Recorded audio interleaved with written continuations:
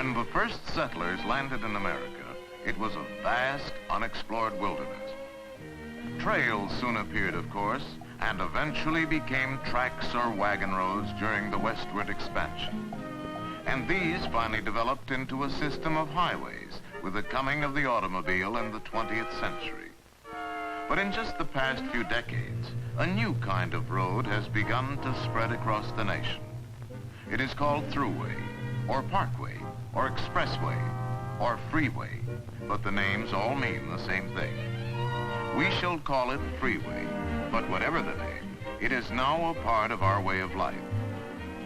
Freeways are already proving invaluable, particularly around large population centers. But they do pose some special problems for the millions of drivers who use them. Freeways are designed for the high-speed movement of great numbers of automobiles, and when used properly are safer than ordinary surface streets, 2 times safer in fact. But the freeway is a new and different world.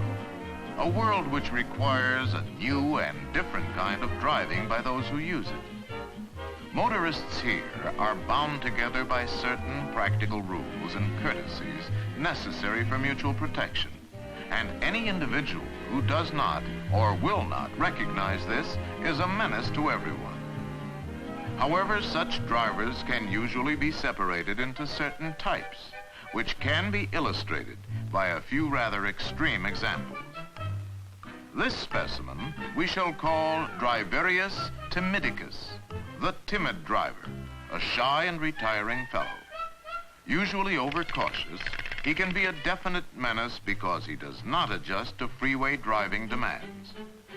For an example, observe the way he enters a freeway on which the traffic is heavy but moving well. Mr. T proceeds carefully along the entrance ramp, which of course he should do. Now he tries to keep one eye on the car ahead of him, and the other on his rear view mirror to look for oncoming traffic. But he doesn't really trust mirrors, and he finds it confusing anyway. So he slows down as he would at an ordinary street intersection and takes a good look.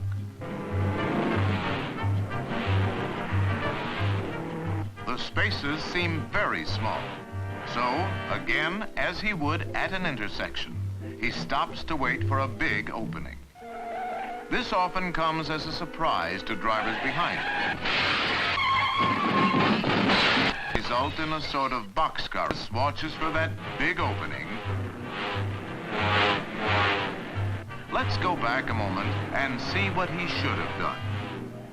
With the entrance ramp clear ahead, he should have been picking up speed to begin to match that of cars in the traffic lanes.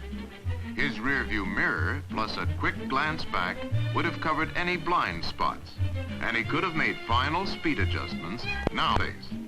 Also, the driver behind is now able to be courteous and let him in.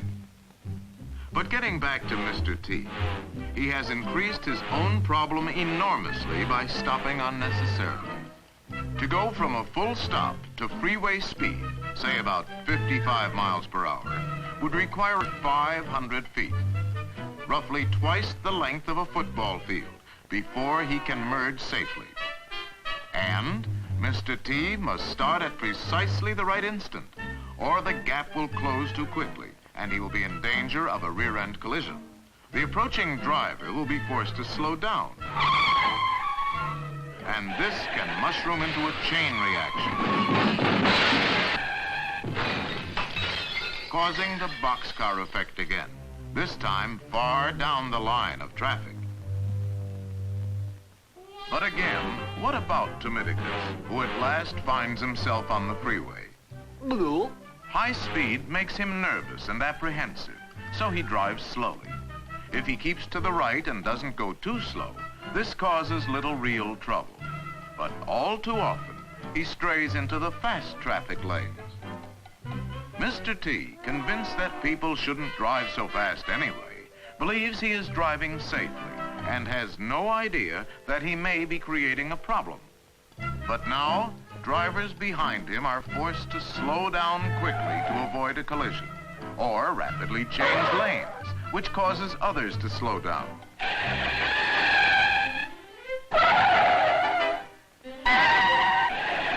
result in the usual chain reaction and boxcar effect.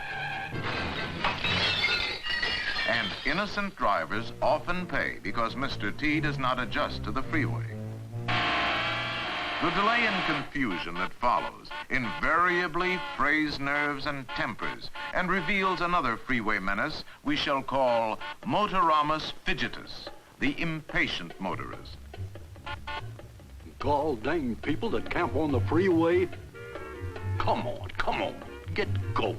Members of this species are usually excitable. What's the matter up there? Move it, come on, move it. Explosive in nature. Get a horse! Or highly competitive in spirit. Oh, yeah? Well, the same to you, Buster. Mr. F usually displays an avid desire to get ahead, and when free to do so, is an habitual lane changer. Of course, a lane change is sometimes necessary, and when it is, a signal should always be given first. Next, a quick look to cover the blind spot. Then speed up and move in well ahead of the car in the next lane. Freeway pros will cooperate by dropping back a bit, for they know that courtesy is a practical rule here. But Fidgetus, in his impatience, will cut sharply in front of other drivers, forcing them to use their brakes. The same chain reaction often results. And Mr. F's progress can sometimes be measured by the path of destruction he leaves behind. But Mr. F occasionally finds himself unable to pass the car ahead.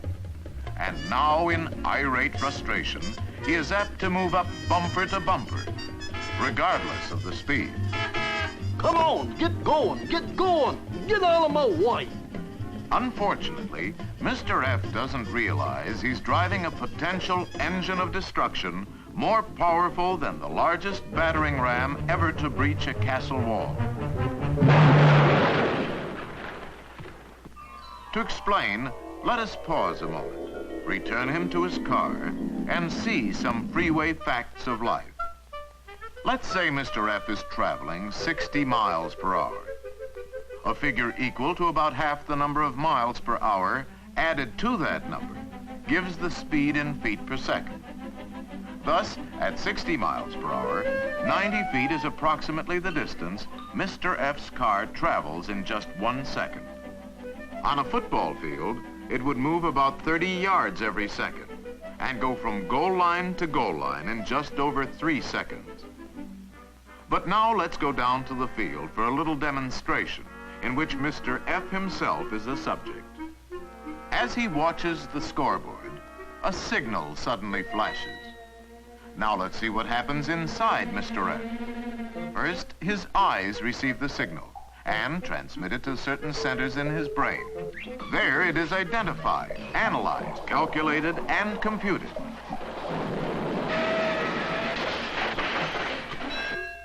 And an action decision may be handed down. Stop! Hit the brake! The message goes out to the legs and feet, and finally the brakes are applied. If we run through it again with a stopwatch, we find all this takes about 1 second. Stop! Hit the brake! Now, if Mr. F crosses the goal line at 60 miles per hour just as a stop signal flashes, he will travel a minimum of 30 yards before he touches his brakes. And even with good brakes and dry pavement, he will still cover another 70 yards to the opposite goal before finally stopping. So, Mr. F was actually preceded by a sort of danger zone made up of his reaction distance plus his braking distance. Now, imagine he's on the freeway, a bit behind and to one side of a car identical to his. Let's go to slow motion and suppose that for some reason the leading driver decides to stop and applies his brakes here. Mr. F reacts as soon as he sees the flashing taillight ahead, but he cannot apply his brakes until here, past the point where the first driver began to stop. The braking distances are the same, and Mr. F comes to a halt this much farther along. Obviously, Had Mr. F been in the same lane, there would have been a jarring rear-end collision. And possibly even others. When behind another car on the freeway, drop back as speed increases to allow for reaction distance. Under good conditions, the usual rule of thumb is 1 car length for every 10 miles per hour. 60 miles per hour, 6 car lengths. When road conditions are poor, make it a bit more. Now, back to Fidgetus. Does he drop back as speed increases? No. He's still bumper chasing. Is he alert to movements several cars ahead of him, anticipating possible emergencies? No. He's left himself no margin of safety because he... watch it! Not now! Look out for the car ahead! It's stopping! Get down!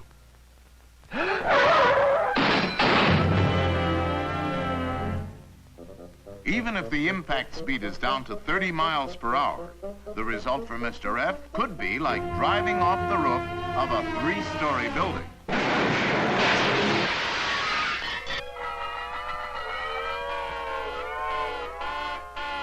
Last but not least, we have the annoying type, called Neglectorus Maximus, the inattentive driver.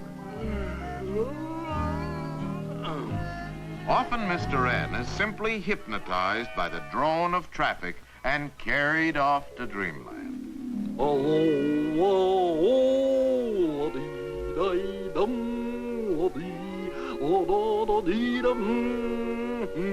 Then again, he may suddenly decide that the freeway is an ideal place to study his maps. You may see him enjoying a second cup of coffee,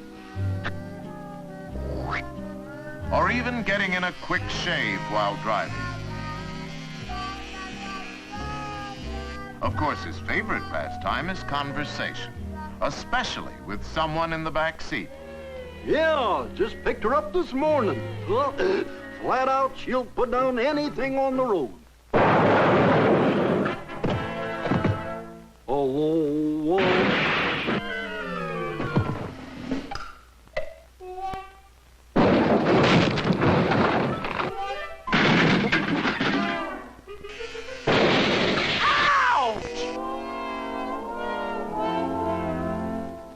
Neglectorus can be a problem to others, even when not directly involved, because he's usually a rubbernecker.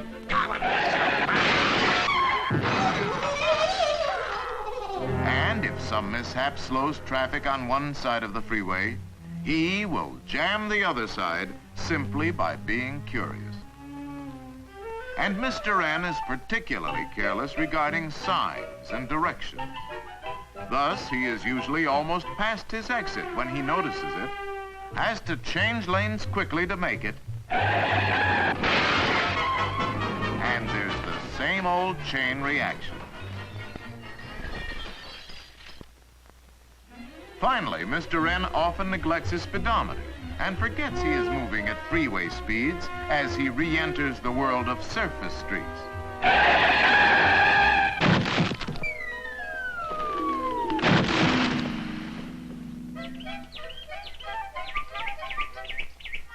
Hush up. So, on the freeway, watch out for the driver types we have called Neglectorus, Fidgetus, and Timidicus. From time to time, you're bound to see one of these characters, and when you do, avoid them if you can. Yeah, and just make sure you never become one.